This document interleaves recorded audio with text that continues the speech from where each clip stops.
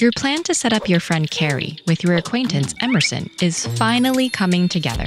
Both individuals have heard all about each other and they're eager to meet for dinner. You've just made them a reservation for Friday night, and you're about to text Carrie the details when an unsettling thought crosses your mind. Carrie is always late. And not just by 5 minutes. We're talking 20 or even 30 minutes late. Carrie seems to view punctuality as an oppressive relic of an earlier era. But what if you told them dinner was at 6 instead of 6:30?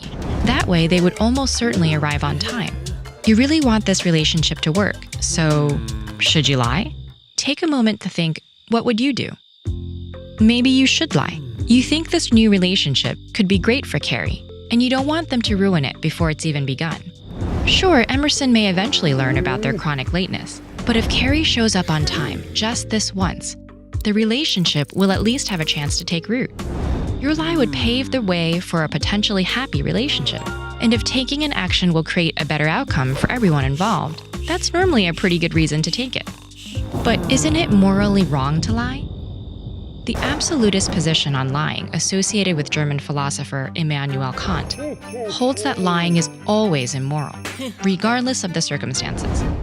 In other words, there's a moral rule which forbids lying, and that rule is absolute. You might think, though, that this stance overstates the moral importance of lying. Suppose a murderer were hunting Carrie down.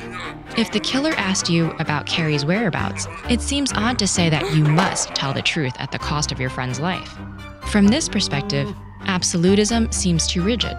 By contrast, utilitarian philosopher John Stuart Mill would say lying is wrong only when it leads to less happiness overall. Now, to be fair, most lies do seem likely to create unhappiness. Someone who accepts a lie believes something which is false, and trying to conduct your life on the basis of false information doesn't usually go well.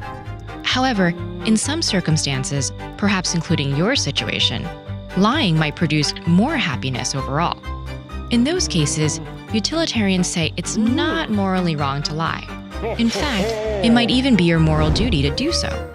But if absolutism seems too extreme, you might feel this stance is too lax. In other words, perhaps the utilitarian position understates the moral significance of lying. Most people generally feel some regret about lying, even when they believe it's the right thing to do. This suggests there's something inherently objectionable about lying, even when it leads to more happiness. In this case, lying to Carrie would be an instance of paternalism. Paternalism is interfering with another person's choices for that person's benefit.